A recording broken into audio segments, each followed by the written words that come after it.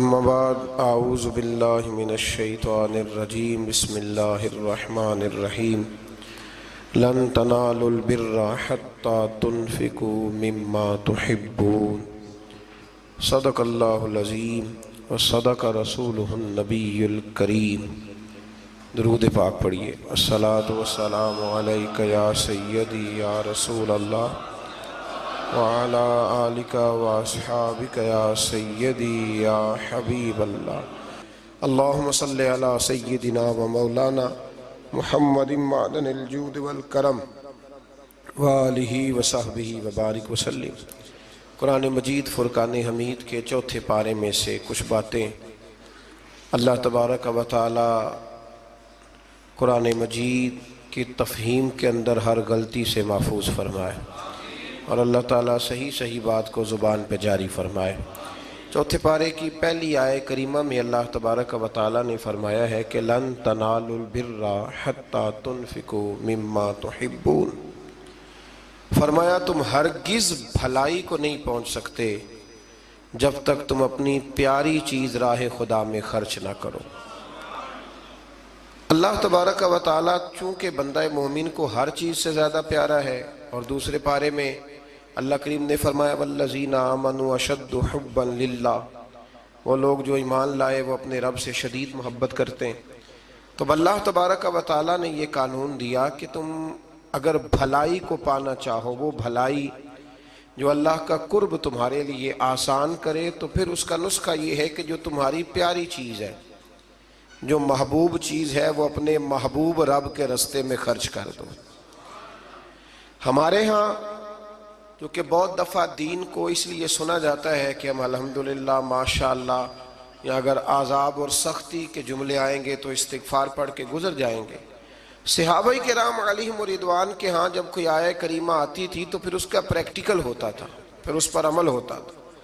جب یہ آیت کریمہ نازل ہوئی تو حضرت ابو طلحہ رضی اللہ تعالیٰ عنہ بہت زیادہ اللہ نے انہیں نوازا ہوا تھا، جائیدادیں تھیں، مکانات تھے، مال و اسباب تھا۔ ایک ان کا باغ تھا، اس پر انہوں نے بڑی محنت فرمائی تھی، بڑی خوبصورتی کے ساتھ اس کو انہوں نے سجایا سنوارا تھا، اور وہ اتنا نصیبوں والا باغ تھا کہ اللہ کے رسول علیہ السلام بھی اسے دیکھنے کے لیے تشریف لے جایا کرتے تھے۔ حضرت ابو طلحہ رضی اللہ تعالیٰ عنہ جب یہ آیت کریمہ نازل ہوئی تو حضور علیہ السلام کی بارگاہ میں حاضر ہوئے، عرض کی یا رسول اللہ صلی اللہ علیہ وسلم، میں نے اپنی ساری جائیداد کا حساب لگایا ہے، وہ باغ مجھے سب سے زیادہ پیارا ہے، تو یا رسول اللہ میں وہ باغ اللہ کے راستے میں خیرات کرنا چاہتا ہوں، مجھے بڑا ہی پیارا ہے، تو میں وہ دینا چاہتا ہوں، قبول کر لے۔ نبی کریم صلی اللہ علیہ وسلم نے فرمایا تیرا قبول ہو گیا، اب تو اس طرح کر اپنے جو تیرے رشتے کے بھائی ہیں، چچا زاد، ماموں زاد، ان کے اندر تو بانٹ دے، تیری صلہ رحمی بھی ہو جائے گی اور رب کی بارگاہ میں تیری نیکی بھی قبول کر لی جائے گی۔ حضرت زید رضی اللہ تعالیٰ وہ حضور علیہ السلام کی بارگاہ عالی مرتبت میں حاضر ہوئے تو عرض کرنے لگے یا رسول اللہ صلی اللہ علیہ وسلم، یہ گھوڑا مجھے بڑا پیارا ہے، بڑا مجھے محبوب ہے، حضور میں اس کی بڑی خدمت کرتا ہوں، میں نے اسے پالا ہے، اس کا دھیان رکھتا ہوں۔ کچھ جانوروں سے پیار ہو جاتا ہے نا، عرض کرنے لگا یا رسول اللہ یہ مجھے بڑا ہی پیارا ہے، بڑا پیارا ہے۔ حضرت زید عرض کرتے ہیں تو یا رسول اللہ یہ قبول کر لیں۔ حضرت زید بن حارثہ نے جب یہ کہا تو حضور نے فرمایا میں نے قبول کر لیا۔ کہا حضور چونکہ رب فرماتا ہے پیاری چیز دو تو یہ مجھے سب سے زیادہ پیارا ہے، تو لہٰذا میں پیش کرتا ہوں، قبول کر لیا جائے۔ رسول کریم نے ان سے قبول فرما کے نا تو انہی کے بیٹے حضرت اسامہ بن زید کو دے دیا۔ تو وہ عرض کرنے لگے یا رسول اللہ صلی اللہ علیہ وسلم، میں نے تو اللہ کے راستے میں دیا تھا، تو حضور نے فرمایا تیرا ہو گیا نا، تو نے اللہ کے راستے میں دیا تھا تو میں نے قبول کر کے اللہ کے بندے کو دے دیا ہے۔ حضرت عمر بن عبدالعزیز رحمۃ اللہ تعالیٰ علیہ نا شکر کی بوریاں منگایا کرتے تھے، شکر کی بوریاں، گڑ کی بوریاں، اور بوریوں کی بوریاں خیرات کرتے۔ تو لوگ کہنے لگے حضور کچھ لوگ زیادہ شکر نہیں کھاتے، ان کو پیسے دے دیا کریں۔ آپ فرمانے لگے بھئی وہ بات میں کیسے کروں، میرا رب کہتا ہے پیاری چیز خرچ کرو، مجھے شکر بڑی پیاری ہے، مجھے تو روٹی نہ ملے 3 ٹائم تو میں شکر پہ ہی گزارا کر سکتا ہوں، تو وہ چیز اللہ کے راستے میں دوں گا جو مجھے بڑی پیاری ہے، بڑی محبوب ہے، جس کی مجھے بڑی چاہت ہے۔ تو میرے عزیز سمجھ لیں کہ جب آپ تحفہ خریدتے ہیں نا کسی کے لیے، تو جتنا بندہ محبوب ہوتا ہے اتنی ہی آپ اچھی چیز۔ ہمارے ہاں جب مسجدوں کے گلے کھولے جاتے ہیں نا، تو جتنے پھٹے نوٹ ہوتے ہیں ساری اسی میں سے نکل آتے ہیں، اور کئی ایسے نوٹ ہوتے ہیں جو کئی نہیں چل سکتے لیکن مسجد میں چل جاتے ہیں۔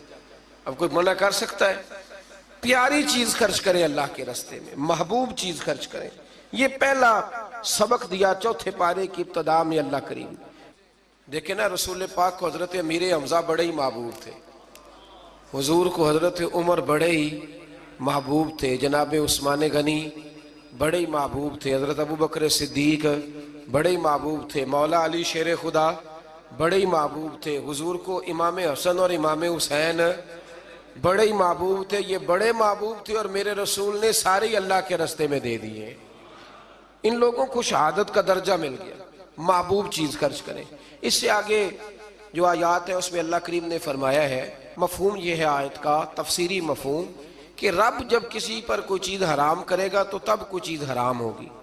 اگر اپنی مرضی سے کوئی شخص کسی چیز کو استعمال نہیں کرتا تو اس کا معنی یہ نہیں کہ وہ چیز حرام ہو گئی۔ ہوا یہ تھا کہ حضرت یعقوب علیہ السلام اونٹ کا گوشت نہیں کھاتے تھے، اونٹنی کا دودھ نہیں پیتے تھے، اپنی طبیعت کے لحاظ سے استعمال نہیں کرتے تھے۔ تو بنی اسرائیل والوں نے یہ کہنا شروع کر دیا کہ دیکھیں پرانی امتوں میں یہ نہیں تھا تو حضور علیہ السلام کی قوم یہ کیوں استعمال کرتی ہے؟ تو اللہ کریم نے سورہ آل عمران میں اور چوتھے پارے میں وضاحت کر دی کہ کوئی اگر اپنی مرضی سے کوئی چیز استعمال نہیں کرتا تو اس کا مطلب یہ تو نہیں کہ وہ چیز حرام ہو جاتی ہے۔ تو اس سے آگے بڑھ کے پھر اللہ تبارک و تعالیٰ نے مکہ مکرمہ کی فضیلت بیان کی اور فرمایا کہ ان اول بیت وضع للناس، بے شک پہلا گھر جو لوگوں کے لیے بنایا گیا، للذی ببکۃ مبارکا وہدی للعالمین، فرمایا پہلا گھر جو لوگوں کے لیے بنایا گیا وہ مکہ مکرمہ میں اور ہے بڑی برکت والا، اور وہ ہے اللہ کا گھر، اور لیکن ساری کائنات کو ہدایت وہ گھر عطا کرتا ہے۔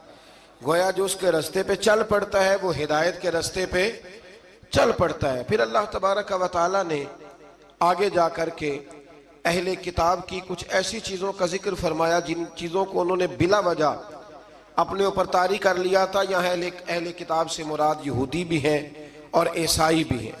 پہلے سے دوسرے رکوع میں اللہ تبارک و تعالیٰ نے امت مسلمہ کو یہ حکم دیا ہے کہ کلمہ پڑھا ہے تو اب مرتے دم تک مسلمان ہی رہنا، اور اللہ سے ڈرنا تو اتنا ڈرنا کہ جتنا ڈرنے کا حق ہے، اور آخری دم تک تم نے مسلمان رہنا ہے۔ اور پھر اسی رکوع میں اللہ کریم نے حکم دیا کہ تم اللہ کی مضبوط رسی کو پکڑ لو، وَاعْتَصِمُوا بِحَبْلِ اللَّهِ، اللہ کی مضبوط رسی کو پکڑ لو اور جماعتوں میں تقسیم نہ ہو جانا، الگ الگ گروہ نہ بنانا۔ اس لیے میرے نبی پاک علیہ السلام نے فرمایا کہ امت کا جو سب سے بڑا گروہ ہونا اس کی پیروی کرو۔ اس کا نام کتب احادیث میں سواد اعظم آیا ہے کہ جو بڑی جماعت ہو نا مسلمانوں کی، اس کی اب پتہ کیا مصیبت ہے، جو آدمی تھوڑا سا سٹائل ذرا ہٹ کے ہوتا ہے نا اس کے پیچھے لوگ چلنے لگ جاتے ہیں۔ جو ذرا انوکھی بات کرتا ہے نا کہتے ہیں یہ تو سارے لوگ ہی کر رہے ہیں۔ جو تھوڑی ہٹ کے بات کرتا ہے نا کہتا ہے پچھلے سارے ہی غلط تھے، میں واحد بندہ ہوں جو ٹھیک آیا ہوں، لوگ اس کے پیچھے لگ جاتے ہیں۔ ایسا نہ کریں۔ مسلمانوں کی وہ جماعت جو عرصہ دراز سے آ رہی ہے، آپ دیکھ لیں داتا صاحب کو کتنے سال ہو گئے اور اسلام کو کتنے سال ہو گئے۔ داتا صاحب کے بھی پیر ہیں، ان کے بھی آگے پیر ہیں، اور ان کے مرشد حضرت جنید بغدادی ہیں۔ پھر بات کہاں تک آگے جاتی ہے تو آپ یہ غور فرمائیں کہ اس رسی کو تھامیں جس پر شروع سے لے کر مسلمانوں کا طریقہ چلا آ رہا ہے۔ قرآن مجید کی اسی پارے میں اللہ کریم نے ایک اور مضمون کو بڑے انوکھے رنگ میں بیان کیا ہے۔ فرمایا قیامت کے دن کچھ منہ کالے ہوں گے اور کچھ سفید ہوں گے، کچھ چہرے چمک رہے ہوں گے اور کچھ چہرے کالے سیاہ ہوں گے۔ یہ کالے وہ ہوں گے جو ایمان لانے کے باوجود کفر کرتے رہے۔ اسی آیت میں اللہ نے وضاحت کر دی اور فرمایا یہ جن کے منہ سفید ہوں گے نا، یہ قیامت کے دن جن کے چہرے روشن ہوں گے، یہ وہ لوگ ہیں جنہیں اللہ اپنی رحمت عطا فرمائے گا۔ یہاں بڑی باتیں مفسرین نے کی ہیں کہ یہ کچھ چہرے کالے ہوں گے کچھ سیاہ ہوں گے، اس کا معنی کیا ہے؟ تو مفسرین کرام ایک پورے گروہ نے، ایک پوری جماعت نے ذکر فرمایا ہے کہ دنیا میں نا کچھ چیزیں دلوں میں چھپی ہوئی ہیں جو ظاہر نہیں ہو رہی، قیامت میں ظاہر ہو جائیں گی. دلوں میں چھپی ہوئی ہیں، قیامت کے دن وہ چیزیں ظاہر ہو جائیں گی. اگر دلوں میں ایمان چھپا ہے تو قیامت کے دن چہرے چمکنے شروع ہو جائیں گے. اور اگر دلوں میں نفاق چھپایا نا لوگوں نے، سامنے کچھ کہتے ہیں اور پیٹھ کے پیچھے کچھ اور کہتے ہیں، تو وہ بھی قیامت کے دن نمایاں ہو جائے گا. چہروں میں بڑا کچھ ہوتا ہے، چہروں کے اندر بڑا کچھ ہوتا ہے. حضرت سلطان باؤ رحمۃ اللہ تعالیٰ علیہ ارشاد فرمایا کرتے تھے کہ دل کالے نالو منہ کالا چنگا جے کوئی رمز پچھانے. دل کالے نالو منہ کالا چنگا جے کوئی رمز پچھانے. اگر اس پر غور کرے نا تو منہ چمکانے سے بہتر ہے کہ دل چمکایا جائے، دل روشن کیا جائے. اور میرے رسول کریم علیہ السلام نے ولی کی علامت بیان کی ہے، فرمایا ولی اسے کہتے ہیں جس کو دیکھتے ہی رب یاد آ جاتا ہے. ایک ہوتا ہے آرٹیفیشل حسن، وہ بھی یاد آتا ہے نا، آج کل آپ کو پتہ ہے لوگوں نے کیا ہوتا ہے، اس میں نورانیت نہیں ہوتی. میں اکثر کہا کرتا ہوں کہ ریاکاری اصل میں اداکاری ہوتی ہے. تو جب بندہ اداکار ہوتا ہے تو اس میں کوئی حسن نہیں ہوتا. جب بندہ اندر سے اس کی طبیعت معصوم ہوتی ہے نا، اندر سے وہ نفیس ہوتا ہے، وہ اچھی سوچ والا ہوتا ہے، تو وہ جو اندر کی روشنی ہوتی ہے وہ باہر بھی آ جاتی ہے، پھر چہرہ چمکتا ہے، پھر اس میں روشنی آتی ہے. نبی کریم علیہ السلام کا ایک فرمان ہے، حضور فرماتے ہیں رات کو جو آدمی تہجد پڑھے گا نا کمروں میں چھپ کے، اسے سویرے بتانا نہیں پڑے گا کہ میں نے پڑھی ہے. فرمایا اس کا چہرہ ہی بتائے گا کہ رات اس نے اپنے رب کی عبادت کی ہے. تو چہرے بڑا کچھ بتایا کرتے ہیں. تو قیامت میں بھی کچھ چہرے چمکیں گے اور کچھ کالے سیاہ ہوں گے. انشاءاللہ اللہ فضل فرمائے گا تو اہل حق کے چہرے چمکیں گے. اللہ فضل ہی فرمائے گا، کرم فرمائے گا. پھر دیکھیے دوسرے سے تیسرے رکوع میں اللہ کریم نے نا اس امت کی فضیلت بیان کی. فرمایا کنتم خیر امت اخرجت للناس، فرمایا تم بہترین امت ہو، تمہیں اللہ تبارک و تعالیٰ نے لوگوں کی بھلائی کے لیے پیدا فرمایا ہے. اے رسول کریم کی امت تم ایک بہترین امت ہو. دنیا میں سب سے کمزور شخص پتہ کون ہوتا ہے؟ جسے یہ پتہ ہی نہیں ہوتا کہ میرا مقام کیا ہے. اگر پتہ چل جائے نا میرا مقام کیا ہے تو جینا آسان ہو جائے. یعنی ایک آدمی استاد ہے، ٹیچر ہے، اور جب وہ چھوٹی حرکت کرتا ہے نا تو پتہ لگتا ہے کہ اسے پتہ ہی نہیں کہ میرا اصل میں مقام کیا ہے. تو استاد ہے، تیرا سٹیٹس ہے، تیرا معیار ہے، اتنی چھوٹی بات تو کر گیا. بہت بڑا آدمی، وزعدار آدمی، وہ جب چھوٹی بات کرتا ہے تو محسوس ہوتا ہے کہ نہیں باتوں میں ہی بڑا ہے، باقی اس کے پاس کوئی چیز موجود نہیں ہے. امت مسلمہ بڑی امت ہے. جب یہ چھوٹی بات کرتی ہے نا، چھوٹی بات، میں ملک سے باہر تھا تو وہ سنگیوں کو، ہمارے مسلمانوں کو کچھ مسئلہ بن گیا. ان کی ڈیوٹی ہے سارا دن غیروں کی تعریفیں کرنا، سارا دن تعریفیں کرتے ہیں. ان کی سڑکیں دیکھی ہیں، ان کے مکان دیکھیں، ان کی فلانی چیز دیکھی ہے. تو میں نے ان سے کہا کہ میں نے تو سنا ہے کہ بچہ بالغ ہو جاتا ہے تو ابا خود کہتا ہے جا اپنا بندوبست کر. کہتا ہے کہ نہیں کہتا؟ تو میں نے کہا یہ تو نکال دیتے ہیں بچوں کو، بچے اپنا بندوبست کر لیتے ہیں اور ابا جی کا بندوبست کوئی بھی نہیں کرتا. 2-3 مہینے یورپ میں بوڑھا اندر مر جاتا ہے تو پھر باہر خبر آتی ہے کہ مر گیا، جب بدبو گلی میں آنے لگتی. یہ معیار ہے. سڑکیں پکی ہیں، اس میں کوئی شک نہیں، مکانات اچھے ہیں، قانون کی پابندی ہے. لیکن میرا مسلمان جب وہاں جاتا ہے اشارہ نہیں توڑتا، تو اگر یہاں بھی نہ توڑے تو قانون یہاں بھی صحیح ہو سکتا ہے. لیکن جو بندہ وہاں سے پیسے کما کے آتا ہے نا، وہ کہتا اب اشارہ نہ توڑوں تو پتہ کیسے چلے گا کہ میں وہاں سے آیا ہوں. تو بھائی آپ بہترین لوگ ہیں، آپ چھوٹی بات کیوں کرتے؟ آپ بہترین لوگ. آپ تھوڑا اونچا بیٹھ کے بات کریں. آپ کا ایک سٹیٹس ہے، مومن کا ایک مقام ہے. میرے نبی کریم صلی اللہ علیہ رسول کریم علیہ السلام بیت اللہ شریف میں کھڑے تھے، کعبہ معظمہ کے سامنے. حضور نے بیت اللہ شریف کی طرف دیکھ کے فرمایا، کہ ترمذی کی حدیث ہے، حضور فرمانے لگے کعبے تیری بڑی عزت ہے، پر جو بندہ میرا کلمہ پڑھ لیتا ہے نا، بندہ مومن، اس کی عزت اللہ کی نظر میں کعبے سے بھی زیادہ ہے، وہ زیادہ قابل اعزاز ہے. اب اس کو سمجھنا چاہیے نا کہ جس نے حضور کا کلمہ پڑھا اس کا ایک اعزاز ہے، یہ چھوٹی بات نہیں کر سکتا. اور اعزاز کس وجہ سے ہے وہ بھی اللہ کریم نے ارشاد فرمایا اخرجت للناس، اعزاز اس لیے نہیں کہ تیرا رنگ گورا ہے، اعزاز اس لیے نہیں کہ تیرا قد اونچا ہے، اعزاز اس لیے نہیں کہ تیرے پاس ڈگریاں زیادہ، تأمرون بالمعروف، امت مسلمہ کی شان اس لیے زیادہ ہے کہ یہ لوگوں کو بھلائی کا حکم دیتے ہیں، وَتَنْهَوْنَ عَنِ الْمُنْكَرِ، اور لوگوں کو برائی سے منع کرتے ہیں۔ اور یہ جو کام لوگ کرتے ہیں نا، خیر کا حکم دینا، برائی سے منع کرنا، یہ لوگ دنیا کے امام ہوتے ہیں۔ اب ہمارے ہاں کیا ہوتا ہے، ایک سازش ہوتی ہے، جن لوگوں کو ہم نے نیکی کا حکم دینا تھا نا، اللہ کی توحید کا پیغام دینا تھا، نبی کریم علیہ السلام کی رسالت کی بات جن لوگوں کو ہم نے کرنی تھی، جب ہمارا لیڈر اسی قوم کو بطور مثال یہاں بیان کرتا ہے، یعنی جس کے لیے حکم تھا کہ ہم اسے کہیں کہ تو کلمہ پڑھ لے، جب اسے ماڈل بنا کے ہمارے سامنے پیش کیا جائے گا کہ وہ بڑا اچھا ہے، تو ہم اسے کیسے کہیں گے کلمہ پڑھ؟ اور پھر اس سے اگلی بات یہ ہے کہ ہم تقریروں سے کلمہ پڑھانا چاہتے ہیں۔ تقریر بڑی مؤثر کام ہے، ضرور ہونی چاہیے، لیکن دنیا میں انقلاب عمل سے آتا ہے، عمل سے۔ صحابہ کرام علیہم رضوان نے بڑی بڑی تقریریں کی، بڑے بڑے جاندار وہ لوگ تھے کہ ایک جملہ کہتے تھے تو دنیا تڑپ اٹھتی تھی، لیکن ان کی تقریروں سے زیادہ اثر ان کے عمل میں تھا۔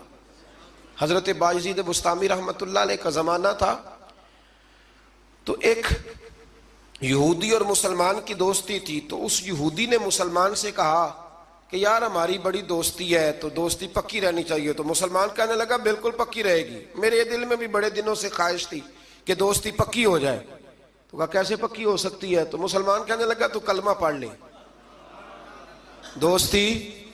تو وہ یہودی کہنے لگا یار ناراض نہ ہونا، میں نے دو اسلام دیکھے، کون سے والے اسلام کا کلمہ پڑھو؟ اس نے کہا دو اسلام۔ کہنے لگا ایک اسلام تیرا ہے، ایک حضرت باجزید بسطامی کا ہے، میں اور تو اکٹھے رہتے ہیں، نماز کا وقت ہوتا ہے تو بھی بیٹھا رہتا ہے، میں بھی بیٹھا رہتا ہوں نماز، اور ادھر اگر شراب کی مجلس چلتی ہے تو میں جاتا ہوں تو معاذ اللہ تو بھی چلا جاتا ہے، اگر کوئی فحاشی اور یعنی کا کام ہے میں جاتا ہوں تو بھی چلا جاتا ہے، تو اگر ایک لفظ ہی مجھ سے کہلانا ہے، ایک جملہ ہی کلمے کا، تو میں کہہ دیتا ہوں، لیکن اگر تو مجھے اس اسلام کی دعوت دیتا ہے نا جو حضرت باجزید بسطامی کا ہے، حضرت باجزید بسطامی کا بھی ایک اسلام ہے، وہ شخص اٹھتا ہے تو پتہ چلتا ہے کہ مصطفیٰ کا غلام ہے، وہ بیٹھتا ہے تو پتہ چلتا ہے یہ کسی کا بنا ہوا ہے، یہ رکتا ہے، آتا ہے، جاتا ہے تو اس کے وجود سے شعائیں چھلکتی ہیں، محسوس ہوتا ہے کہ اس پر رنگ اپنا نہیں، اس پر محمد عربی کا چڑھایا ہوا رنگ ہے، تو نظر آتا ہے۔ تو اگر وہ والا اسلام ہے تو میں قبول کرنے کو تیار ہوں، مجھے پڑھاؤ کلمہ۔ دیکھیں نا، ایک شخص سے میں نے کہا کہ تو سر پہ پگڑی باندھ لے، اور میں نے باندھی نہیں ہوئی، تو فوراً اس کے دل میں خیال آئے گا کہ اگر اتنی اچھی ہوتی تو آپ بھی تو باندھتے نا۔ یعنی وہ آدمی جو بزنس میں جھوٹ بول رہا ہے اور درجنوں جھوٹ بولتا ہے، وہ جب کسی کو سچ بولنے کا مشورہ دیتا ہے تو سامنے والا اس پہ ہنستا ہے، وہ کہتا ہے یار تو نہ ایسے کر، تجھے تو میں اچھی طرح جانتا ہوں تو کیا کہتا ہے۔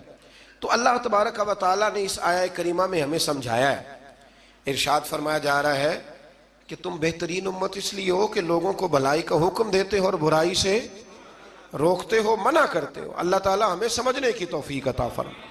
اگلے رکوع میں اللہ تبارک و تعالیٰ نے ارشاد فرمایا کہ بے شک جن لوگوں نے کفر کیا ہے نا، قیامت کے دن اپنا سارا مال دے کے، اپنی ساری جائیداد دے کے بھی اگر وہ جان چھڑانا چاہیں گے تو ان کی جان چھوٹے گی، وہ دوزخی ہیں تو دوزخ میں ہمیشہ ہی رہیں گے، دنیا کا مال قیامت کے دن کام نہیں آئے گا۔ تو بالکل اس سے متصل اللہ کریم نے پھر حکم دیا کہ کوئی چیز کام آنی ہے تو ابھی سے خرچ کر لو اللہ کے راستے میں۔ مطلب ہمیں امید ہوتی ہے کہ میرا بچہ پڑھ کے بخشوائے گا، میرے نام پہ خیرات کرے گا، تو میاں جتنی تو نے کی ہے اپنے لیے اتنی اس نے کرنی ہے نا، تمہیں پتہ ہی ہے نا تو نے کیا دیا ہے، تو آپ میرا اور آپ کا بیٹا ہی ہے نا۔ تو اللہ تبارک و تعالیٰ نے یہاں حکم ارشاد فرمایا کہ خود اپنے لیے کر لو جو کچھ کرنا ہے۔ اور پھر ایک اور عادت یہاں اللہ کریم نے انسان کی بیان فرمائی اسی پارے میں، ارشاد فرمایا کہ اسے تھوڑی سی خوشی ملتی ہے تو راضی ہوتا ہے، اور ذرا سی تکلیف پہنچتی ہے تو شکوے کرنے لگ جاتا ہے۔ میں اکثر کہا کرتا ہوں کہ جو نعمتیں بن مانگے مل گئی ان کا شکریہ کوئی نہیں، اور جو نہیں نہ ملی ہوئی اس کا رونا ہے۔ یعنی ایک شخص کے پاس سارا کچھ ہے بیٹیاں بھی ہیں، جائیداد بھی ہے، مکان بھی ہے، اور تندرستی بھی ہے، علم بھی ہے، بیٹا کوئی نہیں. تو اس سے جب بھی آپ ملیں گے نا تو کہے گا دعا کرو اللہ مجھے بیٹا دے دے. تو خدا کے بندے باقی نعمتوں کا بھی تو ذکر کرنا جو اللہ نے دی ہوئی ہے. میں کہا کرتا ہوں کہ 360 ہڈیاں وجود میں ہیں. تو جس کا گھٹنا درد کرتا ہے نا، آپ اس سے پوچھیں نا کیا حال ہے، تو 359 کا ذکر نہیں کرتا. وہ جو 60ویں درد کرتی ہے اسی کا نام لیتا ہے. کہتا ہے یہ گھٹنا ٹھیک ہو جائے تو باقی ساری خیر ہے. تو اللہ فرماتے ہیں ذرا تکلیف دیں تو یہ شکوے کرنے لگتا ہے. زندگی اپنے رب کے حوالے کر دیں، سکھی ہو جائیں گے. آپ یقین کریں، ویسے بھی جان اسی کی ہے، اسی کی ہے. ہم تو اپنی مرضی سے مر بھی نہیں نہ سکتے. اپنی مرضی سے مرے تو خودکشی حرام ہے، اس کی مرضی سے مرے تو وہ شہادت کا درجہ عطا کر دیتا ہے. وہ کہتے تم مار ہی نہیں سکتے چونکہ مرے جو میری مرضی سے ہو، لہٰذا اس کے سپرد کر دیں. آگے اللہ تبارک و تعالیٰ نے نا جنگ احد میں مسلمانوں کے ساتھ جو معاملہ پیش آیا نا، بظاہر مسلمان تھوڑا سا پیچھے ہٹے، کفر کو وقتی طور پر غلبہ ملا. یہ ذرا تھوڑے تھوڑے مسلمانوں کے حالات خراب ہوتے ہیں تو لوگ پریشان ہو، شاید یہ ہمیشہ کے لیے. ایسا نہیں ہے، بلکہ جہاں بھی آپ پیچھے جاتے ہیں نا، جو آدمی پیچھے جایا کرتا ہے نا وہ تیز دوڑنے کے لیے جایا کرتا ہے. جب وہ پیچھے جاتا ہے تو اس کا مطلب ہے اب تیز دوڑ کے آئے گا، یہ یاد رکھیں. اور جب آپ سمجھیں نا کہ گھٹن زیادہ ہو گئی ہے تو پھر سمجھ لیں اب آندھی بھی تیز ہی آئے گی. یہ اصول ہے. اگر کبھی آزمائش زیادہ آتی ہے تو پھر اللہ آسانی بھی زیادہ عطا فرماتا ہے. تو مسلمانوں کو ذرا کمزوری ہوئی تو پریشان ہو گئے. تو رب کریم نے فرمایا پریشان نہ ہو، وہ وقت نہیں تمہیں یاد والا قد نصرکم اللہ ببدر وانتم اذلہ، جب ہم نے تمہاری بدر میں مدد کی تھی حالانکہ تم کمزور تھے. اب تو تم ہزاروں میں ہو تو 313 تھے، رب نے تمہاری مدد فرمائی تھی. فرمایا احد میں اگر مشکل آ گئی ہے تو پریشان نہ ہو، اللہ اگلے میدانوں میں بھی تمہاری ضرور مدد فرمائے گا. پھر اسی پارے میں اللہ کریم نے نا دوڑنے کا حکم دیا ہے. فرمایا دوڑو. کس طرف؟ فرمایا وَسَارِعُوا إِلَىٰ مَغْفِرَةٍ مِّن رَبِّكُمْ، دوڑو دوڑو دوڑو اپنے رب کی بخشش کی طرف دوڑو. اور کدھر دوڑو؟ فرمایا وَجَنَّةٍ أَرْضُهَا السَّمَاوَاتُ وَالْأَرْضُ، اس جنت کی طرف دوڑو جس کی صرف چوڑائی زمین اور آسمان کے برابر ہے. اللہ کریم نے چوڑائی بتا دی. فرمایا جنت کی چوڑائی اتنی ہے جتنے زمین و آسمان ہے. تمہیں چوڑائی بتا دیا، باقی لمبائی کا حساب کرتے رہنا. اور میرے رسول کریم علیہ السلام نے تو جنت کا مضمون سمیٹا تو حضور نے جملوں میں حادی کر دی. بڑی نعمتیں بیان کر کے نا، بڑی نعمتیں بیان کر کے حضور فرمانے لگے اللہ نے تمہارے لیے بڑا کچھ بنایا ہے، اور اتنا کچھ بنایا ہے نہ کسی آنکھ نے دیکھا، نہ کسی کان نے سنا، اور نہ تمہارے دل پہ کبھی خیال ہی گزرا ہوگا. جو نعمتیں رب نے تمہارے لیے جنت میں تیار کی ہوئی. تو اس میں اللہ تبارک و تعالیٰ نے اس بات کی طرف بھی ذکر فرمایا. پھر اسی پارے کے اندر اللہ کریم نے غصہ پینے والوں کو اور معاف کرنے والوں کو کہا کہ یہ وہ والی نیکی ہے جو اللہ کو بڑی پسند ہے. ہمارے زمانے میں غصہ پینے والی عمر آتی کوئی نہیں. چھوٹی عمر میں کہتے ہیں بچہ اس لیے ضدی ہے، جوان ہو جائے تو کہتے ہیں خون گرم ہے، بوڑھا ہو جائے تو کہتے ہیں انہوں نے پتہ ہی نہیں لگتا. تو بھئی یہ بتائیں پھر درگزر کی عمر کون سی ہے؟ بچہ تھا تو ضدی تھا، اور جوان تھا تو خون گرم تھا، بوڑھا ہو گیا تو اب چڑچڑا ہو گیا ہے. تو بھئی معاف کرنے کی عمر کون سی ہے؟ میرے رسول کریم علیہ السلام نے زندگی میں دکھ زیادہ دیکھے. حضور فرماتے ہیں جتنا مجھے ستایا گیا کسی کو نہیں ستایا گیا. حضرت جابر ابن عبداللہ فرماتے ہیں میں نے اپنے محبوب کو جب بھی دیکھا مسکراتے ہی دیکھا اور معاف کرتے ہی دیکھا. تو مہربانی فرمائیں والکاظمین الغیظ والعافین عن الناس، غصہ پینے والے، لوگوں کو معاف کرنے والے. واللہ یحب المحسنین، فرمایا یہ وہ نیکوکار ہیں جن سے اللہ محبت فرماتا ہے. غصہ پینے والوں اور معاف کرنے والوں سے اللہ محبت فرماتا ہے. پھر آگے انہی آیات کے اندر اللہ تبارک و تعالیٰ نے مسلمانوں کو یہ حکم دیا ہے کہ جب تم سے کوئی غلطی ہو جائے، جب تم بھول جاؤ تو پھر تم اپنے رب کی بارگاہ میں معافی مانگو، اور جب تم معافی مانگو گے اللہ تبارک و تعالیٰ اپنے فضل سے تمہیں معاف فرما دے گا. پھر اللہ تبارک و تعالیٰ نے بڑی شرح و بسط کے ساتھ اس بات کا ذکر فرمایا، تفصیل کے ساتھ.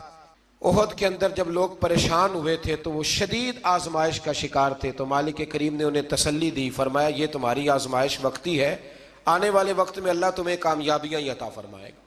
احد کے بعد پھر جتنا بھی جہاد ہوا سب میں میرے رب نے کامیابیاں ہی عطا فرمائی۔ پھر اسی پارے میں اللہ تبارک و تعالیٰ نے آیت نمبر 159 کے اندر رب کریم نے نبی کریم علیہ السلام کی سیرت کا ایک خاص پہلو بیان فرمایا ہے، حضور کی سیرت کا، زندگی کا ایک خاص عنصر بیان کیا، اور اللہ کریم نے فرمایا محبوب اللہ کی کیسی رحمت ہوئی کہ آپ اپنے غلاموں کے لیے نرم دل ہو گئے۔ یہ اللہ تعالیٰ کی کیسی رحمت من اللہ لنت لہم، آپ ان کے لیے نرم دل ہو گئے۔ وَلَوْ كُنْتَ فَظًّا غَلِيظَ الْقَلْبِ، اگر آپ سخت دل ہوتے یا سخت مزاج ہوتے، لَانْفَضُّوا مِنْ حَوْلِكَ، تو یہ آپ کے پاس سے بکھر جاتے، یہ بیچارے آپ کے پاس پھر بیٹھ سکتے۔ یہ سخت مزاج جو آدمی ہوتا ہے اس کے پاس لوگوں کا جمع غفیر نہیں ہوتا، اس کے پاس سے لوگ ٹوٹنے لگ جاتے۔ اچھا وہ اور چکر میں پڑ جاتا، کہتا دیکھا میرا روب، کوئی میرے پاس نہیں بیٹھتا، کسی کی جرت ہے میرے پاس بیٹھے؟ میں نے کہا روب نہیں جناب، آپ مان کیوں نہیں لیتے کہ آپ اخلاقی طور پہ بڑے کمزور ہیں؟ آپ کے اپنے بچے بھی، میں ابا جی کو جانتا ہوں، کئیوں کو جو گھر جاتے ہیں تو بچے چھپتے ہیں اور تسبیح پڑھتے ہیں کہ ابا جی واپس کب جائیں گے گھر سے۔ تو یہ کوئی معیار ہے؟ رسول کریم صلی اللہ تعالی علیہ وسلم کی طبیعت کے اندر وہ خاصیت تھی کہ ہر چھوٹا بڑا میرے محبوب کی بارگاہ میں جا کے اپنا دکھڑا سنا لیا کرتا، حضور معاف کرتے تھے، نبی پاک محبت فرماتے تھے۔ تو اپنی زندگی کے اندر وہ سارے معاملات پیدا کریں۔ ہم خوابوں کی دنیا میں زندہ رہتے ہیں کہ چلو ٹھیک ہے جی میرا بڑا روب چل رہا ہے، کوئی آدمی میرے قریب نہیں بیٹھتا، تو یہ کوئی کمال نہیں۔ نبی پاک علیہ السلام کی سیرت کا کمال یہ ہے کہ حضور تک رسائی آسان تھی، ہر آدمی اپنی بات بڑی آسانی کے ساتھ حبیب کریم کی بارگاہ میں عرض کر لیتا تھا۔ ایک آیت ہے جی جو آپ نے بڑی ضروری یاد رکھنی ہے، یہ آیت نمبر 179 ہے، اس پر آپ نے ضرور توجہ کرنی ہے، ضرور غور کرنا ہے۔ ایک چھوٹا سا مسئلہ لوگ بڑا اس کو الجھا دیتے ہیں، اللہ کریم نے اس آیت کریمہ میں اس کا بھی بیان فرمایا ہے۔ اسی پارے میں سورہ آل عمران میں فرمایا وَمَا كَانَ اللَّهُ لِيُطْلِعَكُمْ عَلَى الْغَيْبِ وَلَكِنَّ اللَّهَ يَجْتَبِي مِن رُّسُلِهِ مَن يَشَاءُ، فرمایا اللہ کی یہ شان نہیں کہ عام لوگوں کو غیب کا علم دے، لیکن اپنے رسولوں میں سے جسے چاہتا ہے اسے چن لیتا ہے۔ عام لوگوں کو اللہ اپنے غیب پر مطلع کرتا، لیکن اپنے رسولوں میں سے جسے چاہتا ہے اسے، یہ ایک سورہ آل عمران ہے، کوئی کسی تفسیر میں آپ نہ جائیں، سادہ ترجمہ کسی کا کیا ہوا پڑھ لیں، عام لوگوں کو اللہ غیب پر اطلاع دیتا نہیں، لیکن اپنے رسولوں میں سے جس کو چاہتا ہے اسے چن لیتا۔ حضرت عمر فاروق فرماتے ہیں رسول کریم کے علم پر کچھ منافقین نے اعتراض کیا کہ ہم پیچھے نمازیں پڑھتے ہیں انہیں ہمارا علم نہیں، تو کہتے ہیں نبی کریم منبر پر بیٹھے فجر کے بعد، تو فرمایا پوچھو کیا پوچھنا ہے۔ حضور نے اتنا بیان کیا کہ ظہر کی نماز ہو گئی، پھر زور پڑھ کے حضور دوبارہ منبر پر بیٹھے، اتنا بیان کیا کہ عصر ہو گئی، پھر عصر پڑھ کے حضور منبر پر بیٹھے، اتنی باتیں بیان کی کہ مغرب ہو گئی۔ حضرت عمر کہتے ہیں حضور نے ہمیں اتنی باتیں بتائیں کہ جہنمی جہنم میں چلے گئے، جنتی جنت میں چلے گئے۔ اور حضور پھر بیان کرتے ہے کوئی پوچھنے والا تو پوچھو مجھ سے کیا پوچھنا چاہتے ہو۔ ہمارے استاد تھے، شیخ تھے علامہ تحسین رضا صاحب بریلی شریف میں، انہوں نے ایک قطعہ کہا تھا بڑا شاندار، کہنے لگے علم غیب رسول کے منکر اس حقیقت کو بھول جاتے ہیں، غیب مانا کہ راز ہے لیکن راز اپنوں سے کب چھپاتے ہیں۔ اور اعلیٰ حضرت نے تو قلم توڑ دیے، فرمانے لگے اور کوئی غیب تم سے نہا ہو بھلا جب خدا ہی نہ چھپا رہا، جو سب سے بڑا غیب ہے جب نبی پاک نے اسے ہی دیکھ لیا ہے تو پیچھے کیا رہ گیا۔ تو اس لیے اس آیت کریمہ میں اللہ کریم نے اس مسئلے کو حل فرما دیا۔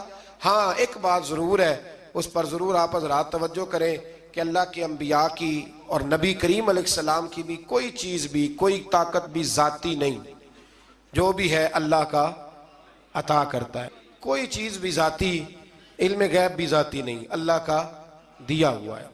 آگے سورہ نساء آ جاتی ہے، سورہ نساء کے اندر نا اللہ کریم نے بالکل آغاز میں ارشاد فرمایا کہ یا ایھا الناس اتقوا ربکم الذی خلقکم من نفس واحدہ، اے لوگو اپنے رب سے ڈرو جس نے تمہیں ایک جان سے پیدا فرمایا۔ ایک بہت بڑے پیر صاحب کے صاحبزادے نے نا ایک شخص سے کہا کہ میرا ذرا خیال کرنا، میں فلاں بزرگ کا صاحبزادہ ہوں۔ تو آدمی کہنے لگا تو بھی ذرا خیال کرنا، میں بھی نبی کا صاحبزادہ ہوں۔ اس نے کہا تو کس نبی کا؟ کہنے لگے حضرت آدم علیہ السلام کا۔ تو چپ کر گیا، کہنے لگا بات تیری ٹھیک ہے، کیونکہ سارے حضرت آدم کی اولاد ہیں۔ یہ جو قبائل بنائے جاتے ہیں نا، قبیلے، یہ تعارف کے لیے بنائے جاتے ہیں، صرف تعارف کے لیے کہ پتہ چل جائے اس کا فلاں قبیلے سے تعلق ہے، اس کا۔ اور برادریوں میں بھی جو قبیلے ہوتے تھے وہ ایک برادری کی بھی مختلف شاخیں ہوتی تھیں، مختلف شاخیں۔ قریش، بنو امیہ یہ قبیلہ ایک تھا، پھر اس کی آگے شاخیں ہو گئی، اور بہت سارے لوگ تھے جو تقسیم در تقسیم ہوئے، شاخیں بنتی جاتی ہیں۔ تو یہ سارا کچھ کیا ہے؟ تعارف کے لیے ہے، ورنہ اولاد سارے کس کی ہیں؟ حضرت۔ اور نبی پاک علیہ السلام نے جب خطبہ دیا نا حجت الوداع کا، تو حضور نے اعلان فرما دیا، فرمایا نہ کوئی بڑا ہے، نہ کوئی چھوٹا ہے، نہ کوئی گورا ہے، نہ کوئی کالا ہے، نہ کوئی عربی ہے، نہ کوئی اجمی ہے۔ ہاں، ان اکرمکم عند اللہ اتقاکم، اللہ کی نظر میں اس کی عزت زیادہ ہے جو زیادہ پرہیزگار ہے۔ ابھی تک یہ مصیبت بنی ہوئی ہے ہمارے معاشرے میں، ابھی تک برادریزم کی، اور کوئی عجیب سا ہی معاملہ ہے، سمجھ میں نہیں آتا کہ یہ کہاں جا کے حل ہوگا۔ ایک ہی برادری سے دو لوگ ہیں، ان سے کہا گیا کہ جناب وہ آپ نے کہا تھا کہ راجپوت فیملی میں رشتہ مل جائے تو اچھا ہے، تو مل گیا، کر لے۔ کہنے لگے نہیں کرنا، یہ مہاجر ہیں، ہم مقامی ہیں۔ تو ٹھیک ہو گیا بھئی، اب کتنی تقسیم اور کرنی، یعنی اس سے بھی آگے، اور پھر اس سے آگے تقسیمیں۔ اور یہ اتنی خوفناک تقسیم ہے کئی دفعہ پریشان ہو جاتے ہیں کہ قوم کتنی کو بٹے گی، کتنی کو بٹے گا۔ آپ یہ جو تقسیم ہے نا، اس تقسیم سے نکلیں۔ اب آپ یہ مزاج بنائیں کہ بھئی یہ نہیں کہ ان کو کھانا بنانا نہیں آتا، معاملہ یہ ہے کہ ان کا ٹیسٹ اپنا ہے، ہمارا ٹیسٹ، تھوڑی وحدانیت کی طرف جائیں، امت واحدہ بننے کی کوشش کریں۔ ایک تقسیم ایسی ہے بد عقیدگی کی کہ جس سے نکلا نہیں جا سکتا، جو بد عقیدہ ہو گیا اس کے ساتھ کیا صلح ہو سکتی ہے، لیکن باقی کوشش کریں، جو اپنے ہیں نا اپنے، ان کی غلطیوں سے درگزر کریں، انہیں قریب کریں، چھوٹی موٹی کمزوریاں دور کریں، محبت کے ساتھ ذکر کریں، خیر کی بولی بولیں، اپنوں کی باتیں اپنوں میں رکھیں، اور کوشش کریں دل تھوڑا بڑا رہے، محبت تھوڑی بڑی رہے، پیار تھوڑا بڑا رہے، وفا تھوڑی بڑی رہے۔ اس سے آپ کا دل بھی بڑا ہوگا اور لوگوں کے اندر محبت بھی زیادہ پیدا ہوگی۔ اللہ ہمیں سمجھنے کی توفیق عطا فرمائے۔